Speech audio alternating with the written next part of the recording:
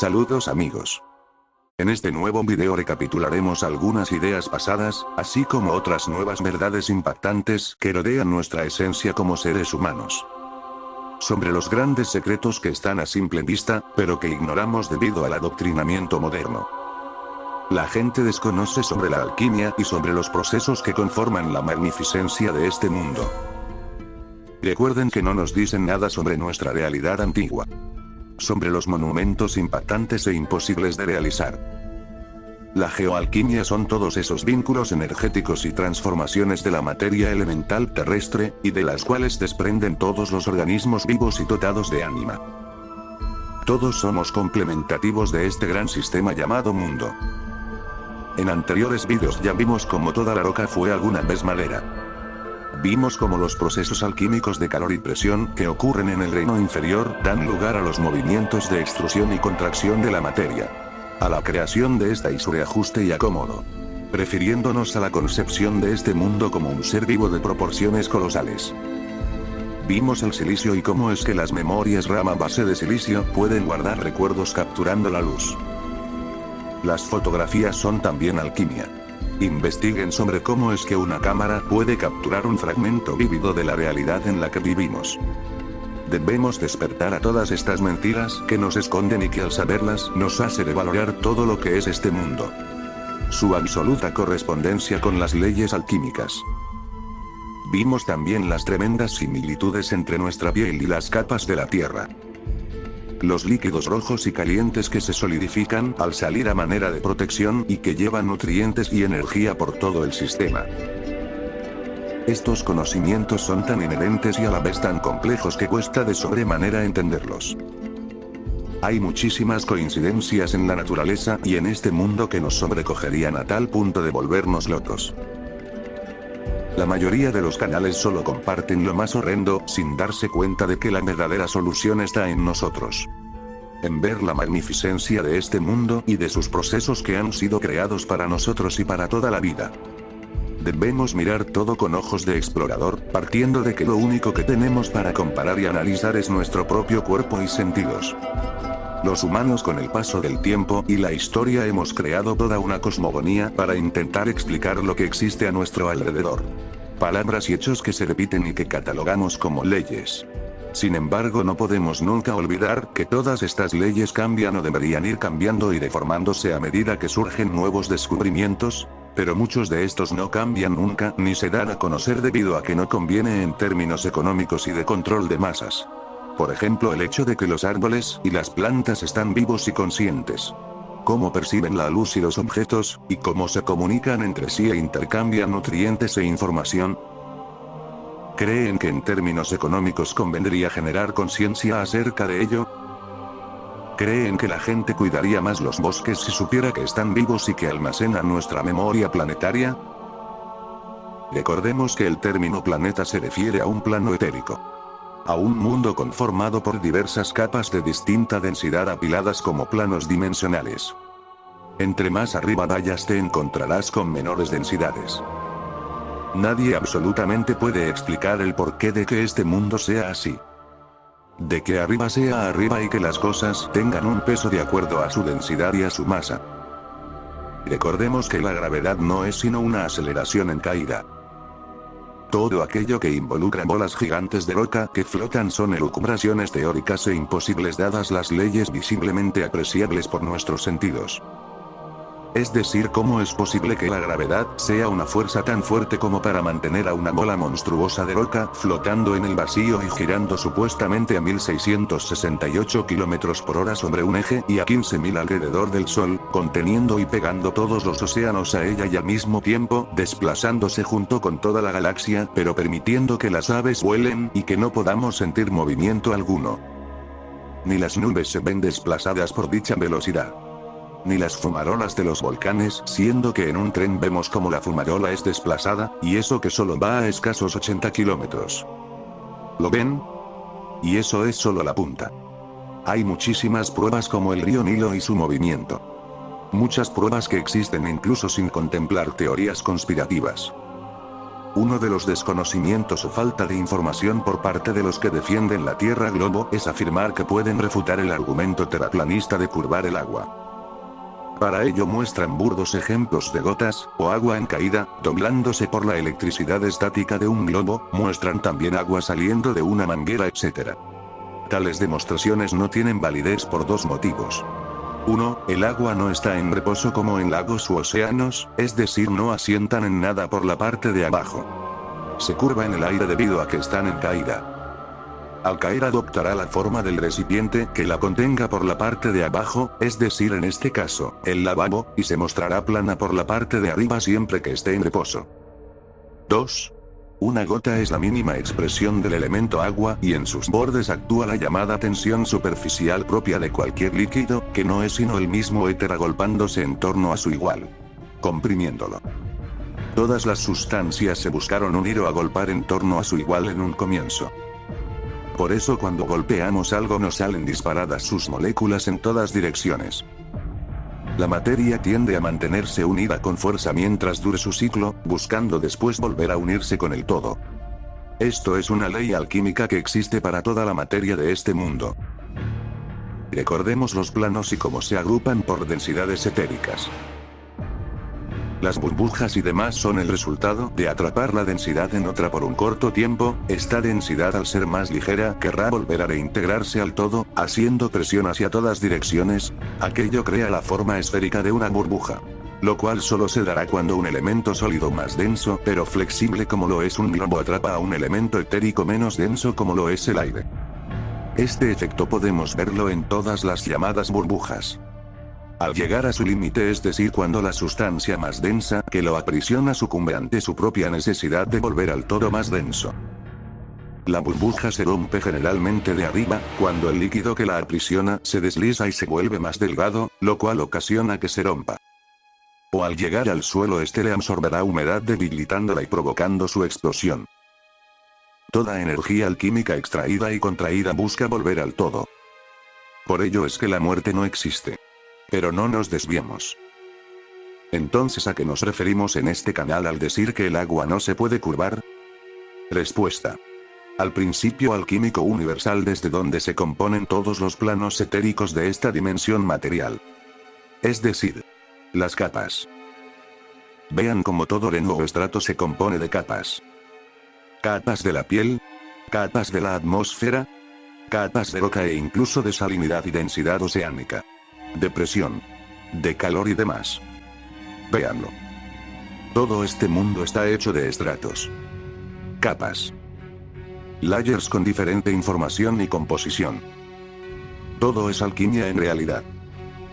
Nos han separado las ciencias para que creamos que todo está separado cuando no es así. La geología en realidad no existe. Sí, así como lo oyes. La geología es biología. Siempre lo ha sido y siempre lo será.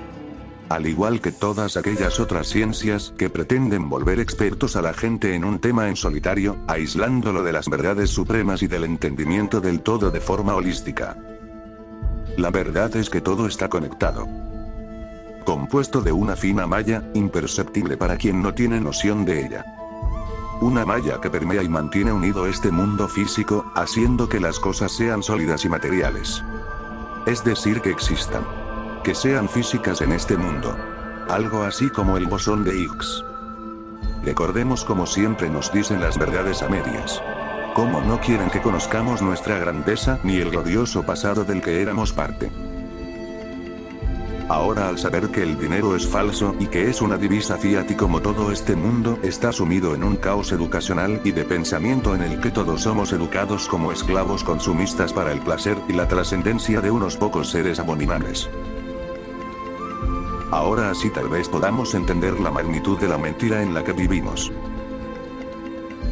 Solo ahora que el mundo se está abriendo a las verdades antiguas, estamos pudiendo lograr atisbar el verdadero encanto de los procesos mágicos que existían en la prohibida antigüedad.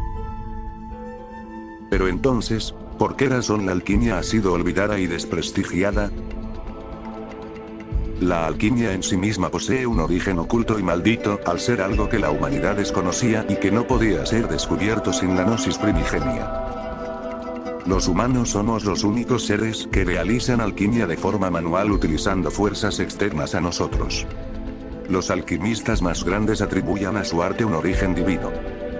Ya Sósimo de Panópolis, uno de los primeros alquimistas cuya personalidad se conoce con algo de precisión, escribe que existe un cierto género de seres, sean ángeles o demonios, es decir seres de los planos superiores o inferiores, buscaron el trato con mujeres humanas. De esto se ha hablado mucho en las leyendas celtas y egipcias, sobre ciertos dioses o seres extradimensionales, prendados de amor por las mujeres mortales, las primeras brujas y sacerdotisas. Los oráculos. Estos seres les enseñaron los secretos naturales, la alquimia y muchos otros procesos como pócimas o métodos curativos, venenos, y secretos para hacer transmutaciones. Por ello fueron expulsados del cielo y condenados a un exilio perpetuo en el Tártaro. Nombre muy similar a Tartaria. De esta unión nació la raza de los gigantes de la que después hablaremos. Otra mención la encontramos en el libro de Enoc, según el cual, los ángeles caídos notaron que las hijas del hombre eran bellas, escogiendo mujeres entre ellas e instruyéndolas. No solo en las ciencias ocultas, sino también en el uso de brazaletes y ornamentos, en el uso de cosméticos y tatuajes, en el empleo y uso místico de las piedras preciosas. También les mostraron el arte, la seducción y el engaño, la clarividencia y muchas otras artes mágicas tanto oscuras como de luz. Así fue que nos dicen se corrompió el mundo. ¿No será acaso que los gigantes de Tartaria nos deslumbraron con otros muchos conocimientos antiguos y la alquimia relacionada a la energía libre? ¿No será acaso que los gigantes fueron sometidos por el imperio controlador actual para sosegarnos y despojarnos de la verdad alquímica primigenia y de las bondades de las energías etéricas libres que este mundo nos proporciona? La afinidad entre la alquimia y los procesos de transformación del mundo se manifiestan asimismo en los conocimientos dejados por Hermes Trismegistos, por Fulcanel y por muchos otros. El dios egipcio Tot, el cual había inscrito los preceptos de la ciencia alquímica y sus leyes en las tablas esmeralda, en las estelas conservadas en secreto en los templos egipcios. Solo los sacerdotes y los reyes poseían sus claves y se transmitían sus principios. De aquí en adelante, la alquimia sería clasificada como arte real y sacro, inaccesible para los profanos que, como ocurrió con las religiones mistéricas, se oponían a su esoterismo. Este lenguaje tan misterioso no podía comprenderse por las clases inferiores no iniciadas en los conocimientos antiguos, justo casi como ahora. Este carácter hermético tan fuerte fue decisivo en Alejandría, donde la alquimia se robusteció durante los primeros siglos de nuestra era. La gran ciudad de Ptolomeo fue escenario de un caudal sumamente ecléctico de especulaciones filosóficas nuevas que se enfrentaban a ideas ancestrales, técnicas místicas nuevas traídas de otros lugares, y mezclas entre ritos artesanales conservados por numerosos pueblos a través de los siglos. Los ritos y mitos antiguos que siempre acompañaron a la alquimia fueron las artes del fuego y de la tierra, del agua y del viento, el uso de fuentes místicas orientadas a puntos energéticos, pociones en calderos y rituales de comunión con seres elementales. Los druidas celtas son un claro ejemplo de esta comunión natural entre las artes alquímicas y las prácticas esotéricas. Un claro ejemplo de esta comunión esotérica entre los druidas y la naturaleza es su relación con el bosque y los árboles. La palabra nemetón sirve para designar un espacio muy sagrado en el mundo celta, ubicado generalmente en lo profundo del bosque. Los claros, sitios redondeados y despejados de árboles donde los druidas creían se albergaba el corazón del bosque. En estos sitios solían reunirse, realizando ofrendas y rituales a la tierra, al fuego y a las fuerzas naturales como son la lluvia y el sol, dando gracias y dejando una ofrenda en el árbol más anciano, siempre estrictamente en el claro del bosque. Estas eran costumbres obligadas en gran parte de los pueblos célticos antiguos. Nemo sería entonces el lugar más sagrado del bosque y por ende la morada de los dioses, hadas, espíritus, ninfas y toda una suerte de encantos que componen la cosmogonía de los pueblos nórdicos de la Europa celtibérica. Años después, con la llegada del cristianismo se advierte y amenaza sobre lo que se considera cultos paganos. Colocar velas junto a peñascos o grandes árboles, en fuentes o manantiales. Se prohíben las ofrendas de pan a árboles viejos y fuentes, dejar enrames, etc. Bajo estas prohibiciones muchos árboles y bosques sagrados druídicos fueron talados, muchos árboles muy antiguos y muy venerados. Eran árboles intocables para los pueblos druídicos sometidos. A mediados del siglo XV, Jerónimo de Praga decía en torno a su investigación: ellos veneraban los bosques consagrados a los demonios. Y sobre todo a los viejos robles. Muchas veces en el árbol mayor colocaban votos y ofrendas. El cristianismo intentó, en un primer momento, erradicar esta práctica derribando los árboles sagrados. Así San Barbate, muerto en 682, ordenó derribar un árbol sagrado del que los lombardos colgaban pieles de animales y carne. San Amador, muerto en 418, obispo de Auxerre, mandó derribar un pino enorme de cuyas ramas pendían las cabezas de muchos animales muertos en la casa y dejados como ofrenda. Podrán imaginarse la vista nocturna de aquello en pleno árbol gigante y en mitad del bosque. En el año 725 San Bonifacio derribó el árbol sagrado de la tribu de los Esios. Y en 772 Carlomagno, el paladín de la cristiandad, mandó derribar a Girminsul, el árbol sagrado de los sajones. Por toda la Europa céltica, árboles milenarios caían bajo el hacha inmisericordia del cristianismo de hierro. ¿Será acaso que todo ello fue así para eliminar la memoria etérica ran de este mundo y con ella todo recuerdo del viejo orden mundial y la grandeza de los imperios pasados?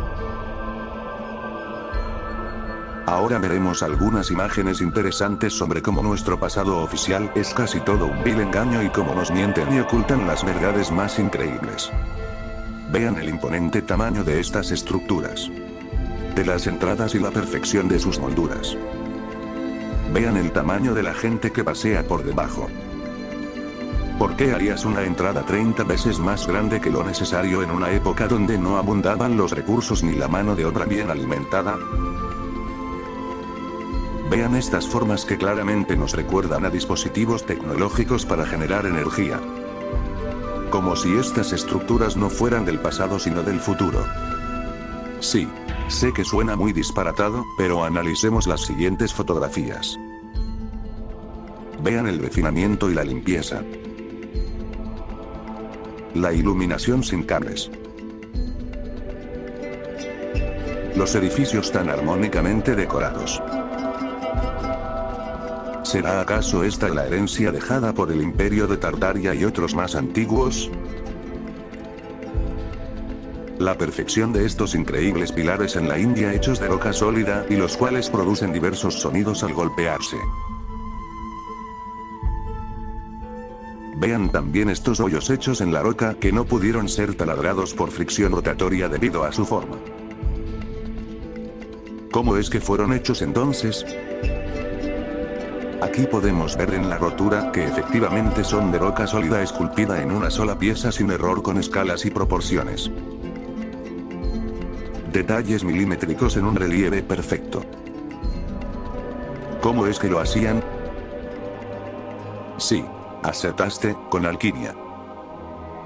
De la misma forma que Bernini y sus estatuas impresionantemente perfectas, hechas de gente muerta por petrificación y de las cuales ya hablamos en el video pasado. Entendamos que existió un mundo de increíble magia y conocimiento. Un mundo muy diferente a este en términos de respeto y de comunión. Parece ser debido a todas estas pruebas que nos han estado pervirtiendo nuestra verdad ancestral. Destruyendo la naturaleza y la conexión mística que tenemos con todas las criaturas. El ser humano promedio ya solo siente conexión con el dinero y con el consumismo. Solo haya regocijo mediante el materialismo y la lucha descarnada por desgarrar a los demás en esta eterna carrera de ratas por simple papel. Suena muy duro, pero es la entera realidad que nos han creado. Muy pocos somos aquellos que logramos ver la destitución inherente en todo lo fundamentalmente inculcado. Es momento de cambiar y comenzar a ser serios en cuanto a la verdad. A la mayoría de la gente le da miedo indagar más allá de lo que le cuentan como verdad. Prefiere conformarse antes que criticar o analizar lo impuesto. Las leyendas antiguas y las rocas van más allá de cualquier verdad escrita en papel. Despertemos a los niños antes de que sea demasiado tarde. Actuemos antes de que la sociedad los pervierta en un mundo de banalidad desenfrenada. Todos seremos parte del cambio. Comparte estas verdades antiguas con todos y abramos los ojos y el alma hacia el futuro. Solo tienes que despertar del gran engaño. El sistema no funciona. Hora de salir. Reactive Factory Project.